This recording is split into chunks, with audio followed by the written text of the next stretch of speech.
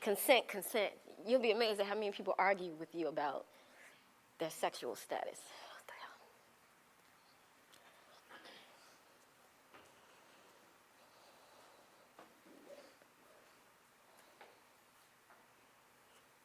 hell? Okay, so there's a word that I use in this. It's called man tones.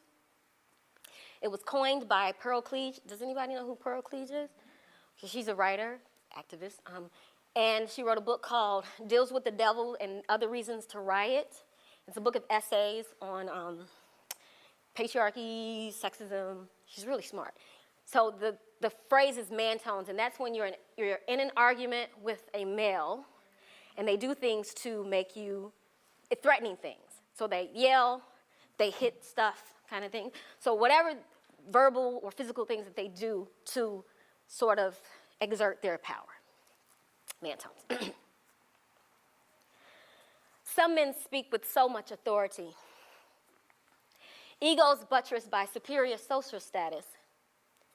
Even when wrong, we believe because of the conviction of the man tones. Some men speak with so much authority. Even when wrong, we believe because the man tones lend credibility. When women speak with authority, we be bitches with too much education trying to emasculate men. We be whores gyrating into positions of power. We be troublemakers, dykes, unfit mothers, unsuitable wives, ball busters, far-flung exceptions, but rarely ever intelligent humans with something valid to say. In the struggle for liberation, many women occupy the front lines and are supported in our efforts to dismantle racism. But when oppression rocks our mates and daddy's clothes, stumps around in our brother's sneakers, or hang from the seats of our son's baggy jeans, when faced with the oppression of our male reflections, many women hesitate to take to the battlefield because rarely are we trained and supported to successfully engage in combat on that front. Man tones claim that it is a war to annihilate men, when in reality it is a war to end oppressive practices and ideologies. Aggressively claiming victimhood, man tones claim that it is a war to invalidate men, then with wounded pride proceed to make you question your allegiances. With paternalism, they lull you into dependency. With candy-coated words, they become knights in shining armor, sweeping you into confining cultural customs, trapping you within guilt-ridden cages for desiring to be creative, educated, childless, manless. In the war to end sexist oppression, the fear of violent repercussions silences, leading many women to stumble and hesitate to challenge men on their refusal to see how their manhood is often used as a weapon against us. Sometimes women internalize sexism and relinquish female solidarity. Like when I love a sister friend enough to speak on her giving her power away, when she denies hearing her man say, without words, that she has to put him first, dreams last, and everything in between is subject to his approval. She doesn't hear my concern. She hears some jealous, lonely, without a man woman trying to steal my joy. That's what he's reinforced with his man tones. And so the struggle for women's liberation continues to be stigmatized, trivialized, and minimized by some men who speak with so much authority on everything except themselves. Okay. Why are some aspects of manhood based upon defecating on female virtue? Males can rape and molest innocents despite protest or inability to resist, then stuff the act into the fetid abyss of male ego and conquest, violating during infancy at 3, 5, 10, 15, hell, 50, because age ain't nothing but a number, R. Kelly. And females ain't nothing but a refuge for refuse in the alleyways of misconstrued manhood, where females are constantly used and abused. Females often sleep beneath the roofs and sheets of boogeymen, yet some people wonder why some females are so messed up. They've been messed over. Females' enemies are often intricately woven within the family, yet some people wonder why some females are so needy.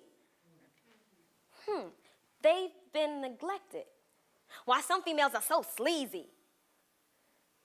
They've been treated as receptacles or thrown into one after being raped, robbed, beaten, murdered, or molested by males who never speak like females to the ever-present threats of violence, of the guilt and the shame of reliving the violations over and over and over again. Yet people wonder why bitches are so crazy. When males deny, justify, disconnect from heinous acts against females, is it because they lack a conscience? When males feign amnesia, become oblivious, disingenuous, self-righteous, is it because they actually believe that having a penis confers entitlement? Would the world be better if females took law into their own hands like Lorena Bobbitt? I'm trying to understand. Until males redefine manhood, females know that they live under the constant threat of being physically, verbally, emotionally, violently, subtly, cunningly driven out of their minds and bodies, which instinctively makes some females suspicious, aggressive, defensive against males who continue to disconnect these female truths from the dehumanizing aspects of manhood.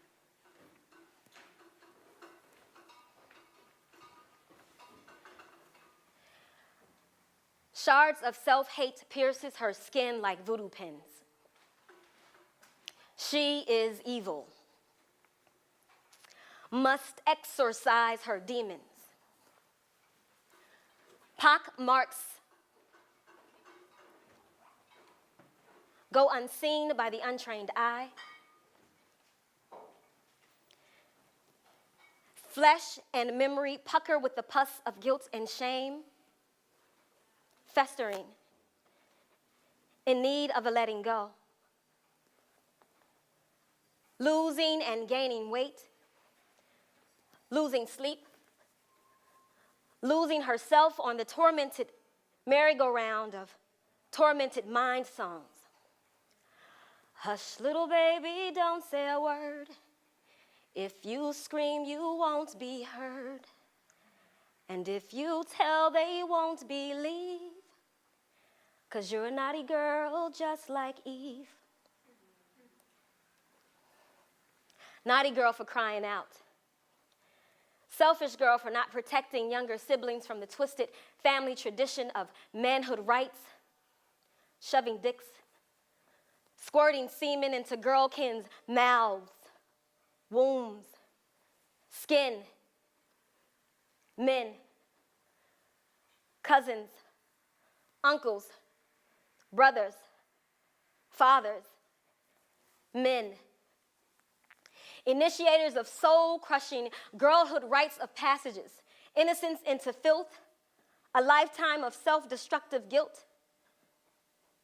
So when her natural sex urge comes down, palms pressed against flesh and pelvis,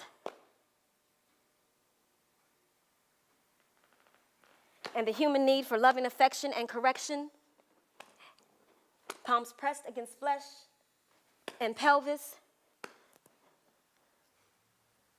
is ravished through alienation, palms pressed against flesh and pelvis, the bed of ecstasy and knowing contradicts like peacetime armaments, palms pressed against flesh and pelvis, triggers anguish, reverberating in the echo of possession.